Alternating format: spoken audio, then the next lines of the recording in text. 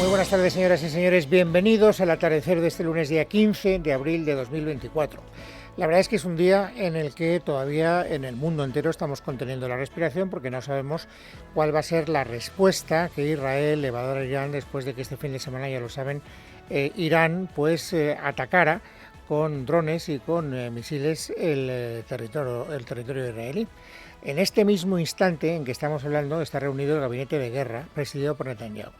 Y hay una gran presión internacional para que no haya una represalia descontrolada, para que incluso la retrase el tiempo, de tal manera que no empecemos una escalada que tendría incalculables consecuencias. Como no sabemos lo que ha pasado en ese gabinete de guerra, pues no vamos a especular hasta que tengamos algún dato que sea de carácter fehaciente. Pero es verdad que también en la política española, en lo que hoy hemos consumido informativamente hablando en nuestro país, de lo que más se está hablando es de esa cuestión, de ese riesgo, de ese miedo, de ese temor que todos tenemos de que ese conflicto se pueda, salir un poco de madre y colocarnos a todos en una situación que de momento nadie desea, como es lógico y natural.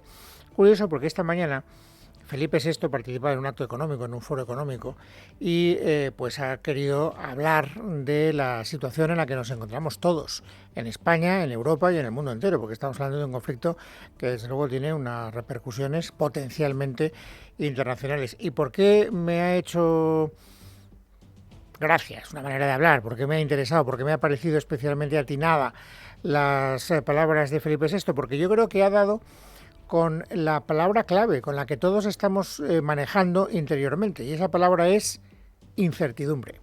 El ataque de este fin de semana que Irán realizó a Israel y con la consiguiente inquietud y la condena, refleja bien el estado de incertidumbre que cada día nos asalta. Y no sabremos qué nos depara esa incertidumbre hasta conocer cuáles son los planes, en este caso, del gobierno de Netanyahu, del gobierno judío, del gobierno de Israel. Les digo que la presión internacional, sobre todo de Estados Unidos, está siendo muy fuerte para que contengan la represalia y que no podamos iniciar esa escalada de violencia que nadie desea. Mientras tanto, esta cuestión está dejando también lo que podríamos denominar daños colaterales en lo que es la política doméstica, porque se está utilizando por el partido del gobierno y por el principal partido de la oposición como una especie también de ladrillazo a la cabeza del adversario. Saben que el jefe de la oposición, Alberto Núñez Feijóo, este fin de semana acusó a Sánchez de reaccionar tarde, de condenar tarde los ataques de Irán a Israel. Y naturalmente hoy ha sido debidamente respondido por los voceros, tanto del gobierno como del partido. La señora Peña, que es la portavoz de la Ejecutiva Federal del Partido Socialista, hoy ha querido dedicarle a Feijóo, en respuesta a lo que había dicho Feijóo este fin de semana, estas cariñosas palabras. Permítanme decirles que cuando escuché las declaraciones del señor Feijóo, lo primero que pensé es que tenía un pequeño problema con el traductor simultáneo, porque nuestro presidente del gobierno, como bien saben, a través de las redes sociales, a través de Twitter, hizo una declaración de manera inmediata. Es verdad que también la hizo en inglés y quizá ese fue el problema del señor Feijóo, que no le entendió, que tardó en que alguien se lo tradujera. Bueno, a la portavoz del Partido Socialista, Esther Peña, lo que le preocupaba es lo que dijera el señor Feijóo, lo que dijera el Partido Popular. Es curioso porque hoy, ya cuando hemos conocido un poco la posición inicial del Partido Popular y también la respuesta por parte del Partido Socialista, el portavoz de Vox, que se llama José Antonio Fuster, ha reproducido, como si fuera propia, como si fuera suya, la misma crítica que ayer Feijóo le dedicó al gobierno. Hombre, que seamos el último, que nuestro gobierno, que el gobierno de España sea el último, porque las primeras informaciones que yo tenía era la de todo el mundo lo ha condenado, todo el mundo, menos España, toda Europa, refiero. Toda Europa lo ha condenado, el ataque, y España no.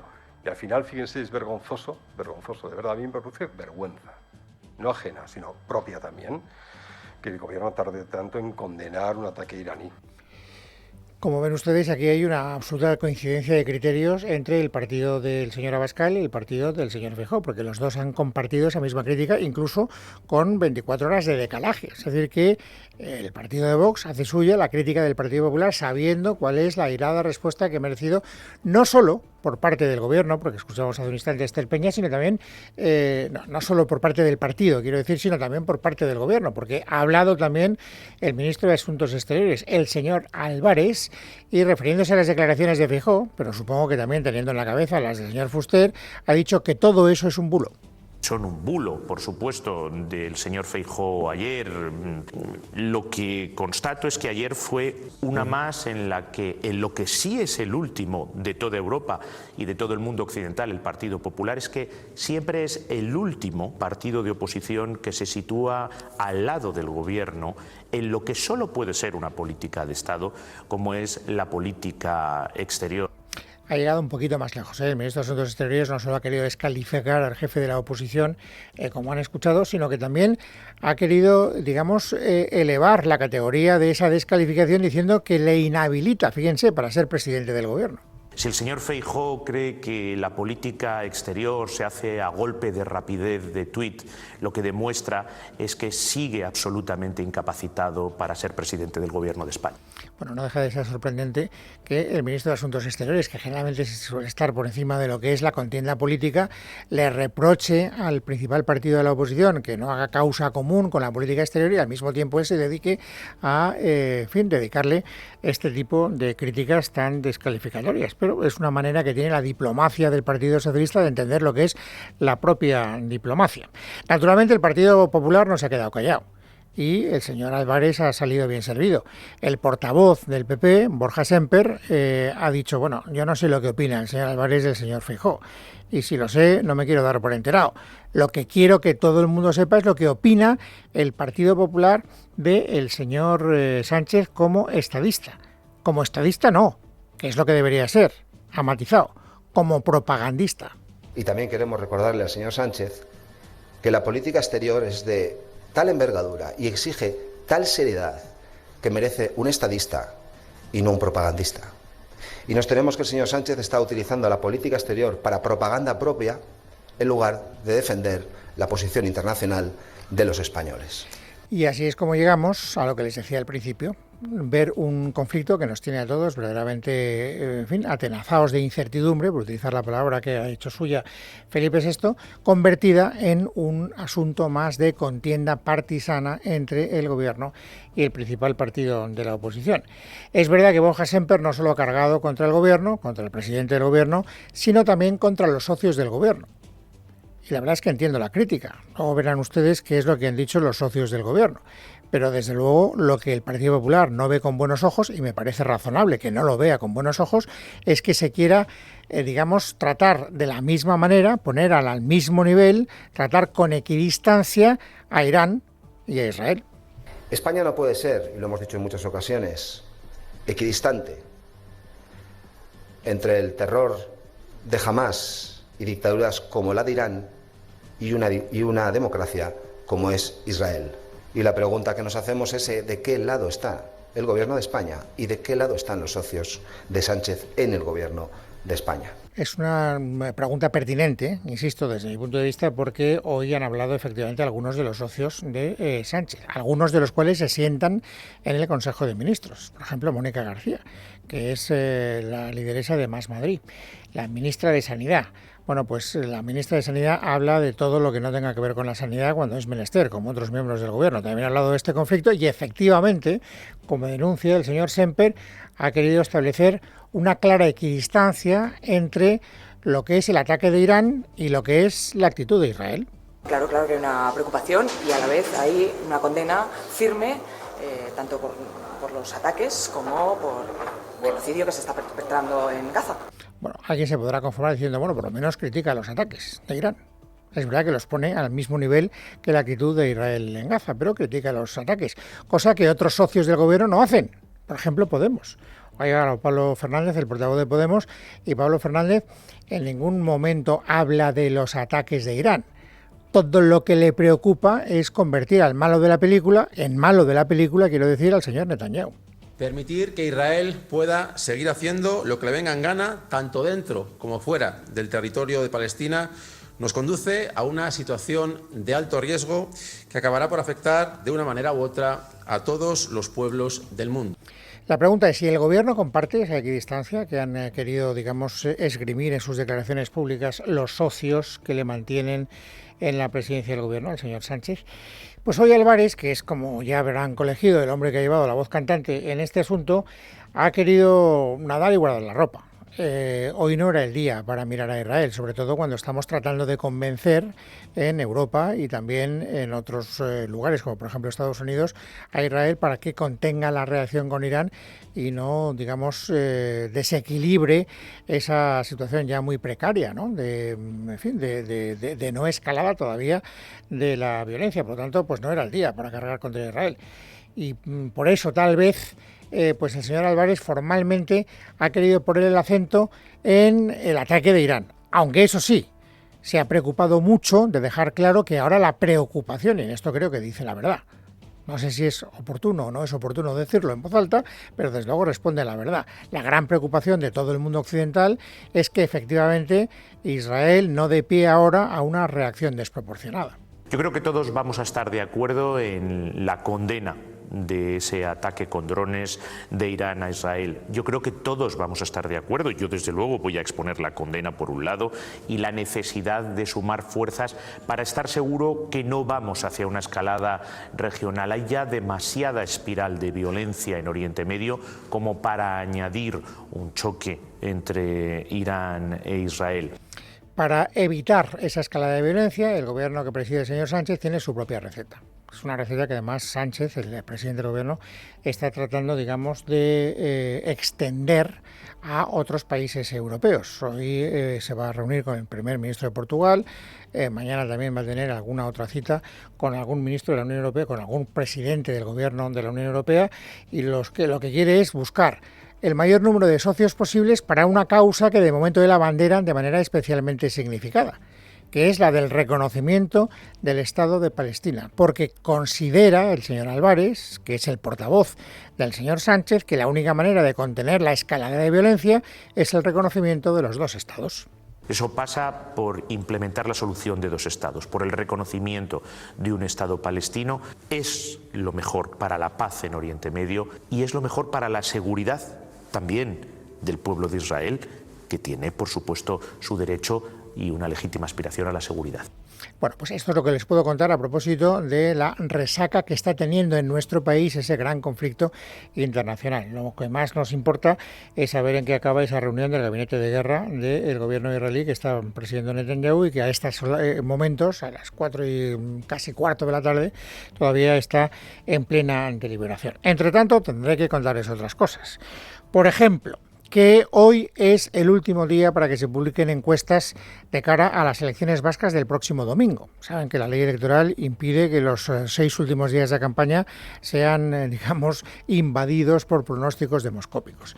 De tal manera que hoy ha habido hasta 4 o 5, no, me parece que 5. 4 o 5, casi media docena de encuestas que han publicado distintos medios de comunicación.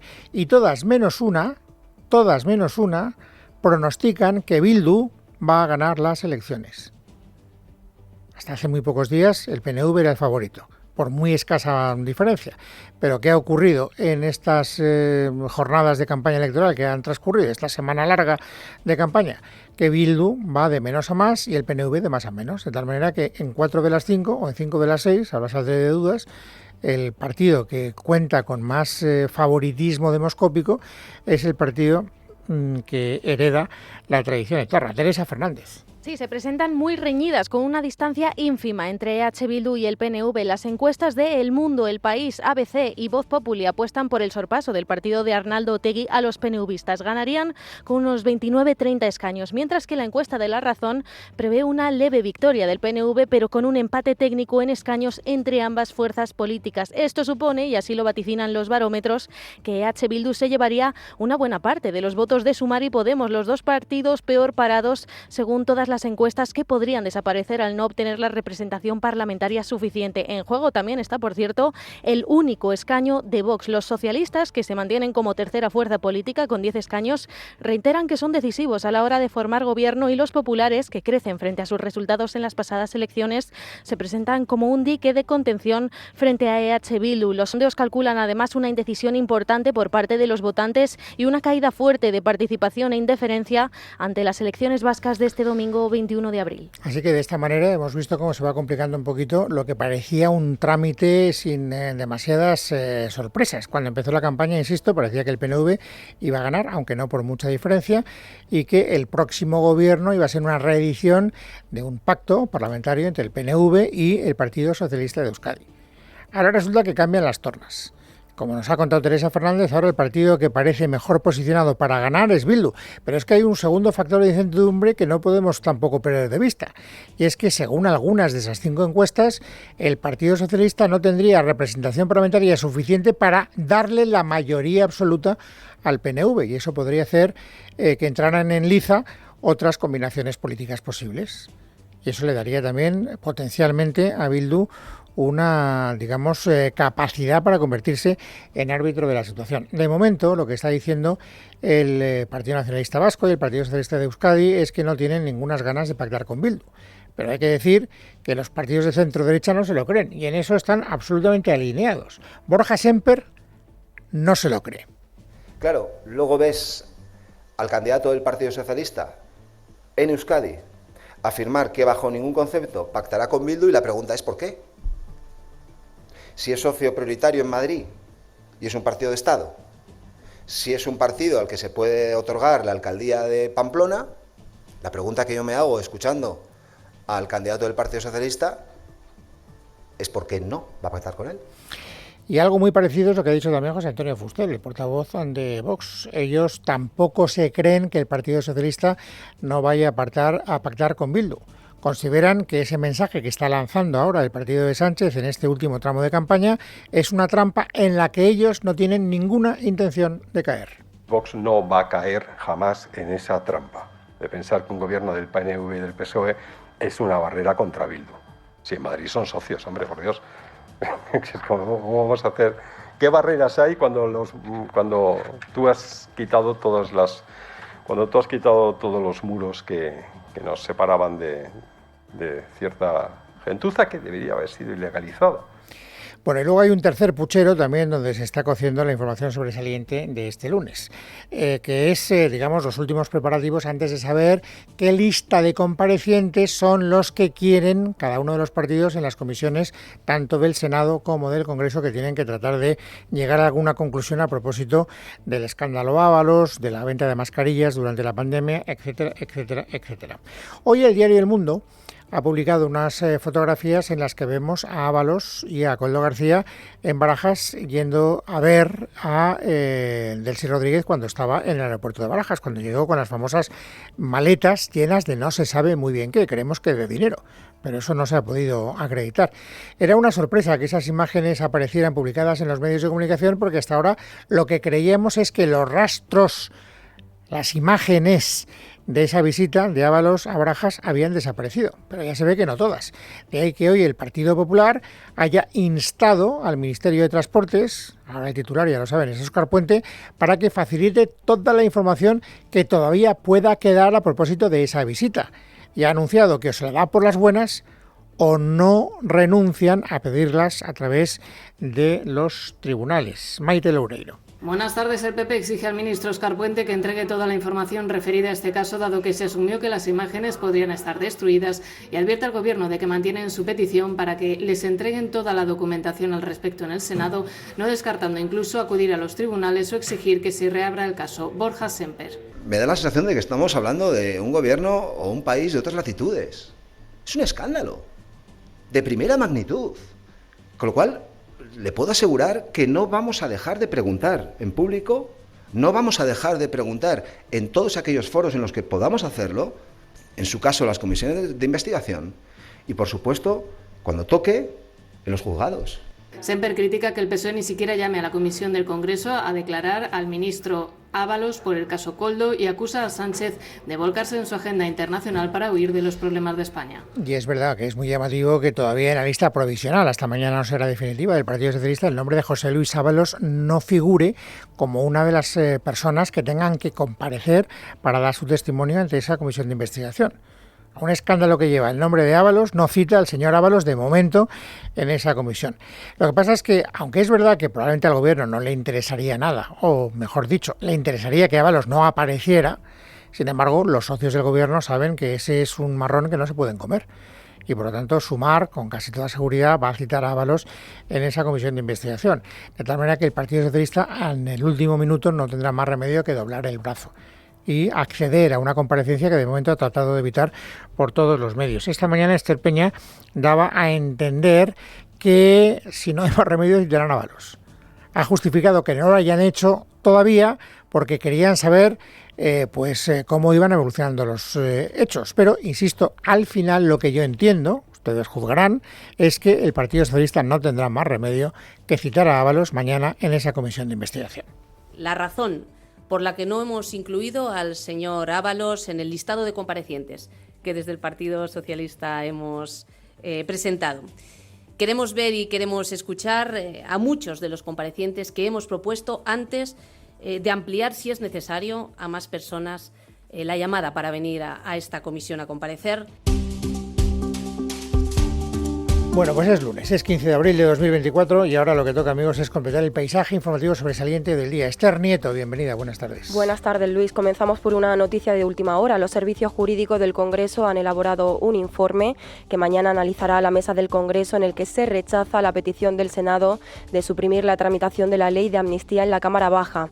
El documento de los letrados, que contesta al requerimiento del Senado, niega que la tramitación de la ley de amnistía en el Congreso haya sido errónea y defiende su procedimiento en esa Cámara.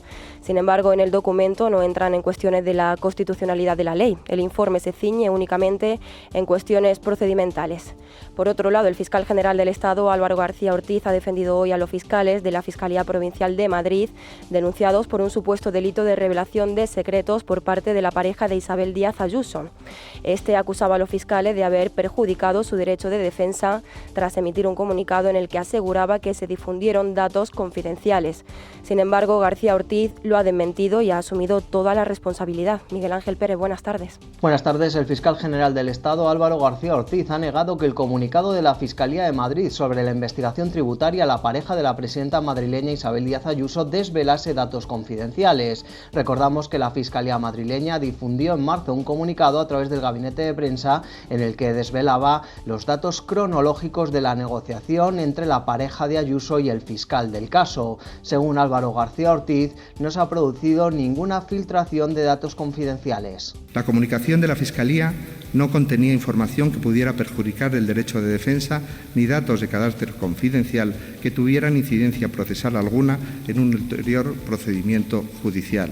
Según el fiscal general, la Fiscalía española actúa con absoluta imparcialidad, objetividad y neutralidad política. Y por cierto que el Tribunal Supremo también ha rechazado la querella que presentó el Partido Popular contra el fiscal general del Estado al no apreciar indicios de delito en que propusiera a su antecesora Dolores Delgado como fiscal de sala en la Fiscalía Militar del Alto Tribunal.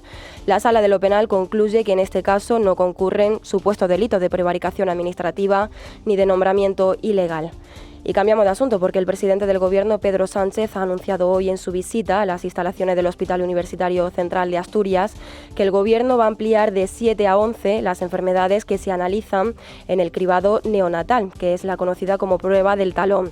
El Consejo de Ministros dará mañana los primeros pasos para ampliar la cartera de servicios en este sentido. Por eso, lo que quiero trasladar desde aquí es que vamos a corregir ese problema y que en las próximas semanas lo que vamos a hacer es aumentar la cartera de enfermedades detectables de 7 a 11. Y mañana mismo en el Consejo de Ministros y Ministras lo que vamos a hacer es examinar los pasos necesarios para duplicar ese número de aquí al primer trimestre del año 2025. El anuncio, sin embargo, llega con 6 años de retraso. El Real Decreto Ley que regula la norma se debió haber actualizado en 2018 para incluir estas patologías, en lo que le reprochan hoy al Gobierno desde la Comunidad de Madrid. Elena Andradas es la directora general de Salud Pública de la comunidad. Una vez más, el Ministerio de Sanidad llega tarde en la mejora del programa de cribado neonatal. Hoy Sánchez informa de la ampliación del programa con 4 nuevas enfermedades neonatales. Actualización que está pendiente desde el año 2018. Y en la crónica de sucesos, los 3 jóvenes detenidos por su presunta relación con el triple crimen de Chiloeches en Guadalajara van a participar hoy en la reconstrucción de los hechos. Entre las hipótesis que manejan los investigadores está que se trate de un intento de robo mal ejecutado que terminó con el asesinato a puñaladas del padre, la madre y la hija de 22 años. Recordamos que fue el sábado cuando las autoridades encontraron los cuerpos sin vida de la familia en el interior de su casa con heridas de arma blanca tras un incendio en la vivienda. María García. Los cadáveres de un hombre y una mujer, ambos de 52 años, y la hija de 22 años, fueron hallados con heridas de arma blanca el pasado sábado durante el incendio en una vivienda de Chiloeches en Guadalajara. Ya han sido detenidas varias personas relacionadas con el suceso este fin de semana, según los investigadores de la Guardia Civil, y pueden ser los posibles autores de la tragedia. Uno de ellos incluso conocía a la hija fallecida y no descartan más detenciones. Esta mañana los detenidos por este triple asesinato han abandonado la comandancia de la Guardia Civil de Guadalajara para continuar con la reconstrucción de los hechos. El Juzgado de Instrucción número 4 de Guadalajara decretó en la tarde del pasado sábado el secreto de sumario. Los habitantes de este municipio de Guadalajara permanecen conmocionados por la triple muerte de un matrimonio y su hija. Está prevista una concentración para esta tarde a las 7 en la propia urbanización, donde se guardará un minuto de silencio por las víctimas. Y médicos del Hospital Barcelonés de Sant Joan de Déu han salvado a una niña de 4 años que tenía una aguja de dentista alojada en el cerebro. La menor estuvo en el dentista donde le tenían que tratar una caries, pero la aguja de la anestesia se le quedó clavada hasta llegar al sistema nervioso. Ha sido una cirugía sin precedentes que ha resultado ser todo un éxito. Gabriel Moreira. La pequeña acudió al dentista por un problema de caries y, según cuenta la madre, al anestesiar a la niña, la aguja de la jeringa quedó clavada en un conducto por el que transcurren varias arterias y nervios. Varios dentistas trataron de sacar la aguja, pero lo único que consiguieron fue introducirla más adentro, por lo que procedieron a trasladar a la menor hasta el hospital. Una vez allí, Josep Rubio, jefe de cirugía maxilofacial, se encargó de la intervención, que consistía en realizar una incisión en el lado derecho de la cabeza para proceder a la extracción. Según han relatado miembros del hospital, se trata de una operación inédita y extremadamente compleja que ha concluido con éxito, permitiendo a la niña salir de la clínica sin ninguna secuela, a excepción de la cicatriz. El caso ha sido presentado en el Congreso de la Sociedad Española de Neurocirugía Científica y se publicará en una revista de ciencia. Y el incendio forestal declarado ayer en las inmediaciones del municipio de Tàrbena, en Alicante, sigue sin control. Han ardido ya casi 600 hectáreas y hay 180 vecinos desalojados.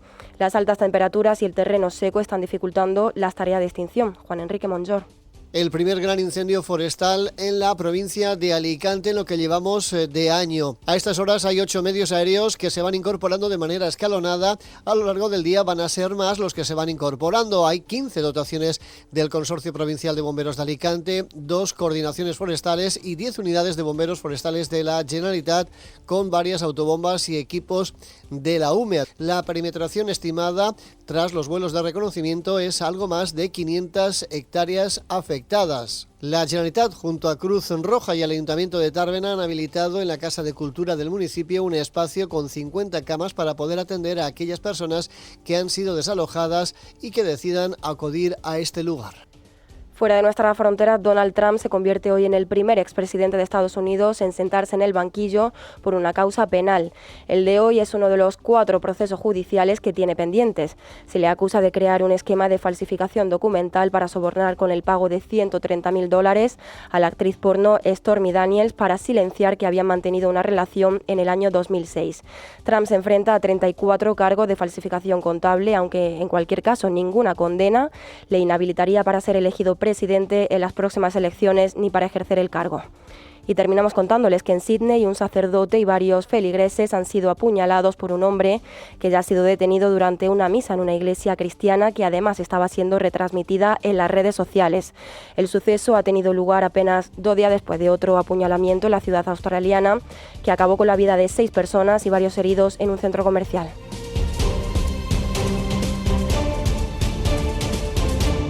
En casa de Herrero, Es Radio.